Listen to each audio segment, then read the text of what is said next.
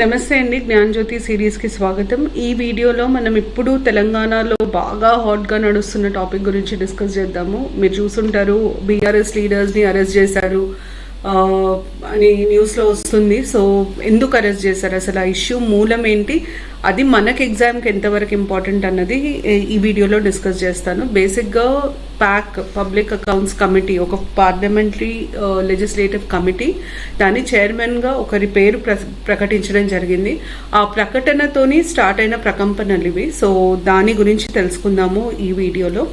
అయితే దీనికంటే ముందు group 2 group 3 integrated test series start అయింది. నేను ఇంతకుముందు వీడియోస్లో కూడా అనౌన్స్ చేశాను. 24 టెస్ట్ మేము ఓపెన్ పెట్టాము, ఎవరైనా దాన్ని అటెంప్ట్ చేయొచ్చు. శాతవాహనాస్, తెలంగాణ హిస్టరీలో ఉన్న శాతవాహనాస్ టాపిక్ మీద టెస్ట్. మీరు దాన్ని బాగా ప్రిపేర్ అయ్యి ఒక్కసారి అటెంప్ట్ ఇస్తే 2 లాభాలు. ఒకటేమో మీకు మా పేపర్స్ ఎట్లా ఉన్నాయి, క్వాలిటీ ఏంటి, కీ ఎట్లా ఉంది అన్నది అవగాహన వస్తుంది. మీరు ప్రిపేర్ అయింది కూడా మీరు ఎంతవరకు అప్లై చేస్తున్నారు అన్నది తెలుస్తుంది.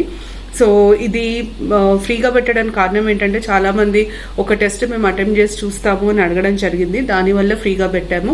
తెలుగు, ఇంగ్లీష్ 2 మీడియంస్లో అవైలబుల్ ఉంది. తెలుగులో ట్రాన్స్లేషన్ ఇష్యూస్ ఉండకుండా బైలింగ్వల్లో ఇస్తున్నాం. సో ఎవరన్నా మాకు తెలుగు ఇంగ్లీష్ కలిపి కావాలి అనుకుంటే కూడా మీరు చెక్ చేసుకోవచ్చు. ఈ టెస్ట్ సిరీస్లో ఆ ఫెసిలిటీ ఉంది. నా శేర్లింగంపల్లి ఎమ్మెల్యే అయిన అరకెపూడి గాంధీ గారిని ప్యాక్ చైర్మన్ లాగా ప్రకటించడం జరిగింది. పబ్లిక్ అకౌంట్స్ కమిటీ చాలా విశిష్టత కలిగిన కమిటీ, చాలా ప్రముఖమైన రోల్ ప్లే చేస్తుంది మన లెజిస్లేచర్లో. సో దానికి అరకెపూడి గాంధీ గారిని అపాయింట్ చేయడం వల్ల వచ్చిన సమస్య ఏంటి అది తెలుసుకుందాము. అరకెపూడి గాంధీ గారు బీఆర్ఎస్ టికెట్ పైన ఎమ్మెల్యేగా గెలిచారు, కానీ వారు జూలైలో కాంగ్రెస్లో జాయిన్ అయ్యారు. అయితే ఇప్పటికీ కూడా నాకు బీఆర్ఎస్ అభ్యర్థం ఉంది కాబట్టి నేను ప్యాక్ చైర్మన్షిప్కి అర్హుణ్ణి అని చెప్పి వారు ప్రకటించడం జరిగింది.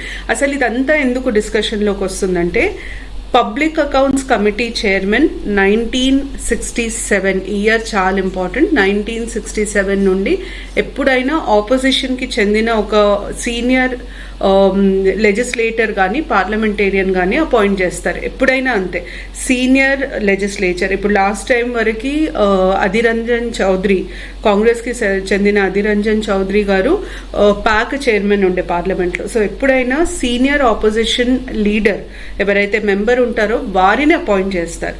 అయితే ఇప్పుడు ప్రాబ్లం ఎక్కడ వచ్చిందంటే, రూలింగ్ పార్టీ వచ్చేసి కాంగ్రెస్, ఆపోజిషన్ బీఆర్ఎస్. ఒక ఎమ్మెల్యే బీఆర్ఎస్ నుండి నేను కాంగ్రెస్లో జాయిన్ అయ్యాను అని ప్రకటించడం జరిగింది. ఆ ప్రకటన వచ్చినాక ఆ ఎమ్మెల్యేని ప్యాక్ చైర్మన్గా ప్రకటించడం జరిగింది.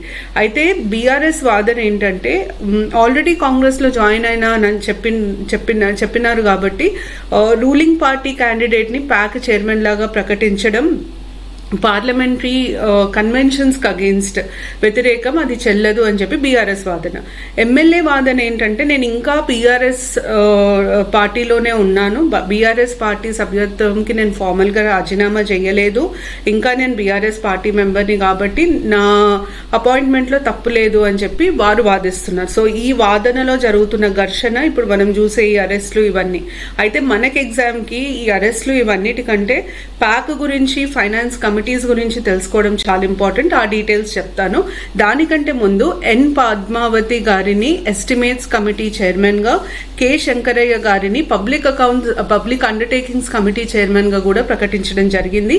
పేర్లు చాలా important. PAC chairman Arekapudi Gandhi, estimates committee chairman Padmavathi, K Shankaraiah అనేమో పబ్లిక్ అండర్టేకింగ్స్ కమిటీ చైర్మన్. అయితే మనకి ఫస్ట్ పార్లమెంటరీ కమిటీస్ గురించి తెలియాలి. పార్లమెంటరీ కమిటీస్ని బై ద వే స్టేట్లో మనం లెజిస్లేటివ్ కమిటీస్ అంటాం. పార్లమెంట్ కానీ లెజిస్లేచర్కి కానీ చాలా పని ఉంటుంది. ఆ పని భారాన్ని తగ్గించుకోవడానికి, పని సరిగ్గా అయ్యేటట్టు చూడడానికి ఈ కమిటీ సిస్టమ్ని తీసుకొచ్చారు. ఇప్పుడు 500 మంది కూర్చొని ఒక పని చేయడం కంటే 500 మందికి ఉన్న 10 పనులని 10 కమిటీల్లాగా ఫామ్ అయ్యి ఒక్కొక్క పని చేయడం ఎక్కువ ఇంపార్టెంట్. ఎందుకంటే దానివల్ల ఎఫిషియన్సీ పెరుగుతుంది, టైం సేవ్ అవుతుంది, పనులు తొందరగా అవుతాయి. సో కమిటీ సిస్టమ్ కూడా అట్లాంటిదే. పార్లమెంట్కి చాలా బాధ్యతలు ఉంటాయి. లాస్ చేయాలి, లాస్ డిస్కస్ చేయాలి. మనం పార్లమెంటరీ ఫార్మ్ ఆఫ్ గవర్నమెంట్లో ఉన్నాం. సో ఎగ్జిక్యూటివ్ని అకౌంటబుల్ చేయాలి, గవర్నమెంట్ పనితీరుని పరిశీలించాలి, ఎవరికన్నా సమస్యలు ఉంటే దాని మీద చర్చించాలి.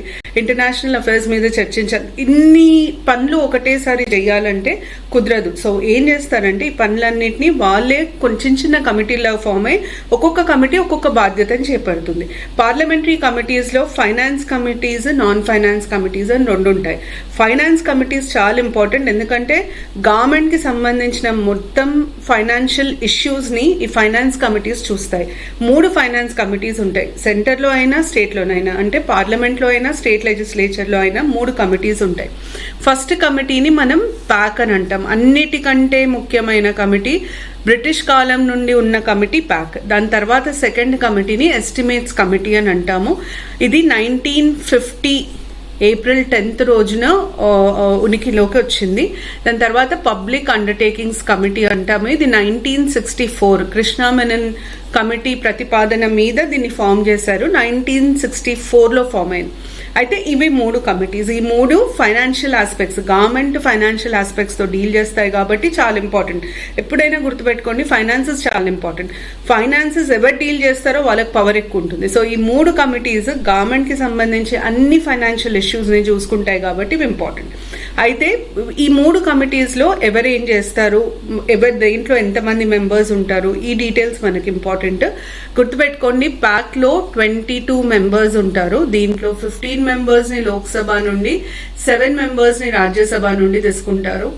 వెరాజ్ ఎస్టిమేట్స్ కమిటీ కంప్లీట్ గా లోక్సభకి సంబంధించిన కమిటీ, 30 మెంబర్స్ ఉంటారు. 30 మెంబర్స్ లోక్సభ నుండి తీసుకోవడం జరుగుతుంది. పబ్లిక్ అండర్టేకింగ్స్ కమిటీలో 7 అంటే 15 లోక్సభ, 7 రాజ్యసభ. మినిస్టర్స్ కి అర్హత ఉండదు. మినిస్టర్స్ ఈ ఫైనాన్స్ కమిటీస్ లో మెంబర్స్ లాగా ఉండడానికి వీలుండదు. సో మినిస్టర్స్ కి అర్హత ఉండదు, మెంబర్స్ ఎవరైనా ఉండొచ్చు. ప్యాక్ లో 1967 నుండి ఆపోజిషన్ పార్టీకి చెందిన ఒక ఎంపీని, ఎమ్మెల్యేని ప్యాక్ చైర్మన్ లాగా అపాయింట్ చేయడం ఆనవాయితీ. It's a convention. ఆ కన్వెన్షన్ కి విరుద్ధంగా కాంగ్రెస్ గవర్నమెంట్ పోయింది అన్నది పిఆర్ఎస్ అలిగేషన్. దాని మీదనే ఇప్పుడు అయ్యే గొడవంతా అవుతుంది. సో 1967 నుండి ప్యాక్ చైర్మన్ ఎప్పుడైనా ఆపోజిషన్ లీడరే ఉండే. ఇవి బేసిక్ ఇన్ఫర్మేషన్. ఇప్పుడు మనకి ఇంకేం తెలియాలి? ఫస్ట్ మనకు తెలియాల్సింది ప్యాక్ ఎందుకు ఇంత ఇంపార్టెంట్, ప్యాక్ మీద ఎందుకు ఇంత ఫోకస్ ఉంటుంది అంటే, నేను ఈ 3 కమిటీస్ చేసే పనిని కూడా డిస్కస్ చేస్తాను. ఇప్పుడు చెప్తాను చూడండి. ప్యాక్ మెయిన్ పర్పస్ ఏంటి అంటే, గవర్నమెంట్ ఎక్స్పెండిచర్ ఏదైతే అప్రాప్రియేషన్ ఉంటుందో అప్రాప్రియేషన్ అకౌంట్ని చెక్ చేయడం. అప్రాప్రియేషన్ అంటే ఏంటి? అప్రాప్రియేషన్ అంటే ఖర్చు పెట్టడం. సో ఖర్చుకి సంబంధించిన మొత్తం అకౌంట్ని చెక్ చేసే బాధ్యత ప్యాక్ది. ఏం ఖర్చు పెట్టారు, ఎందుకు ఖర్చు పెట్టారు, ఎక్కడ ఖర్చు పెట్టారు, ఇది చూస్తారు. ఉదాహరణకి గవర్నమెంట్, లోక్సభ లేదా పార్లమెంట్ గవర్నమెంట్కి ఒక 100 కోట్లు మంజూరు చేసింది. ఈ 100 కోట్లలో ఒక యూనివర్సిటీ కట్టమని చెప్పింది. ఇప్పుడు ప్యాక్ ఏం చేస్తుందంటే, ఈ 100 కోట్లు వాళ్ళు యూనివర్సిటీ కట్టడానికే వాడారా లేదా అన్నది చెక్ చేస్తుంది అనమాట. సో యూనివర్సిటీ అవసరమా లేదా అన్నది ప్యాక్ చెక్ చేయదు, ఎందుకంటే అది ఆల్రెడీ పార్లమెంట్ అప్రూవ్ చేసింది. ప్యాక్ చెక్ చేయాల్సింది ఏంటి? యూనివర్సిటీకి 100 కోట్లు పెట్టారా లేదా అని మాత్రమే ప్యాక్ చెక్ చేస్తుంది. అది ప్యాక్ పని. సో గవర్నమెంట్ ఖర్చుకి సంబంధించిన మొత్తం లెక్కలు క్రాస్ వెరిఫై చేసే బాధ్యత ప్యాక్ది. అందుకనే క్యాగ్ని ప్యాక్ ఫ్రెండ్, ఫిలాసఫర్, గైడ్ అని అంటారు. ఎందుకు అంటే క్యాగ్ కూడా ఏం చేస్తారు, అకౌంట్స్ని ఆడిట్ చేస్తారు. వారు ఆడిట్ చేసిన అకౌంట్స్ని ఒక్కసారి మళ్ళీ పరిశీలించే బాధ్యత ప్యాక్ది. ఏ పాయింట్ ఆఫ్ వ్యూ నుండి పరిశీలిస్తారంటే, క్యాగ్ ఆడిట్లో గవర్నమెంట్ తప్పులు ఏమైనా బయటపడ్డాయా, ఎక్కడన్నా తప్పుగా ఖర్చు పెట్టిందా, అది చూడడానికి చెక్ చేస్తుంది అనమాట. ఆ చెకింగ్లో ఏమవుతుందంటే, క్యాగ్ రిపోర్ట్ ఒక ఎక్స్పర్ట్ రిపోర్ట్. దాన్ని అర్థం చేసుకోవాలంటే ఎక్స్పర్టీజ్ అంటే మనకి సలహా అవసరం ఉంటుంది. ఆ సలహా క్యాగే ఇస్తుంది ప్యాక్కి. So CAG is considered as the friend, philosopher, guide of PAC. ఇవన్నీ చాలా ఇంపార్టెంట్, మీకు ఈ terms important. CAG is considered as friend, philosopher, guide of which of the following parliamentary committees అని అడుగుతారు. అది ప్యాక్.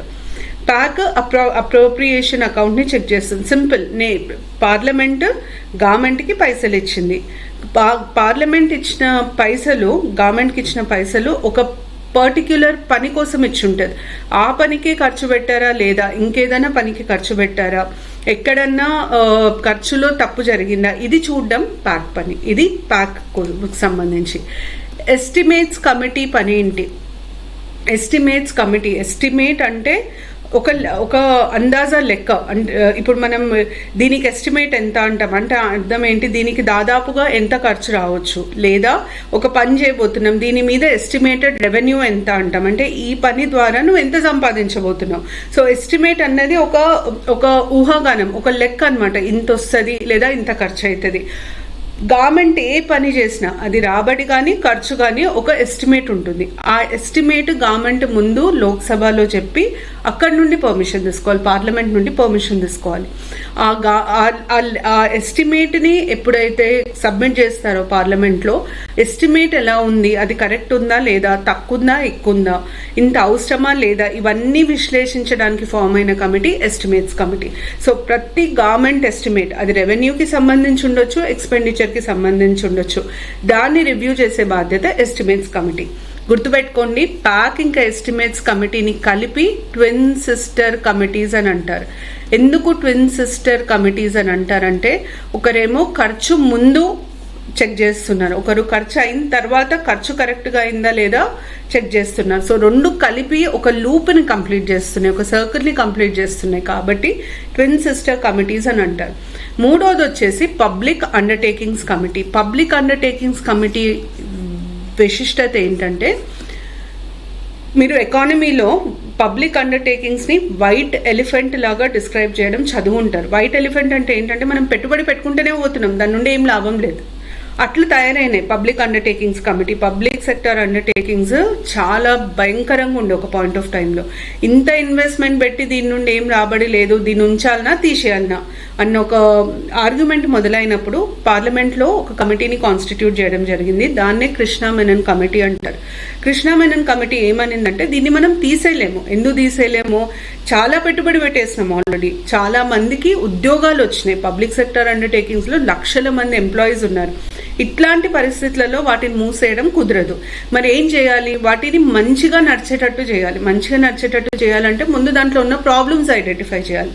మేము ప్రాబ్లమ్స్ ఐడెంటిఫై చేసినప్పుడు మాకు ఏమర్థమైంది అంటే, పొలిటికల్ ఇంటర్ఫియరెన్స్ చాలా ఎక్కువ ఉంది. అసలు ఈ పబ్లిక్ సెక్టర్ అండర్టేకింగ్ ఒక బిజినెస్ ఎంటిటీ, అదొక బిజినెస్ ఎంటిటీ లాగా నడుస్తలేదు. Too much of political bureaucratic interference ఉంది, వాటికి ఇండిపెండెన్స్ లేదు, వాటికి అటానమీ లేదు అని చెప్పి కమిటీ చెప్పింది. మరి ఇవన్నీ ఎట్లా రిజాల్వ్ చేయాలి అని అడిగినప్పుడు ఒక పార్లమెంటరీ కమిటీని కాన్స్టిట్యూట్ చేయండి.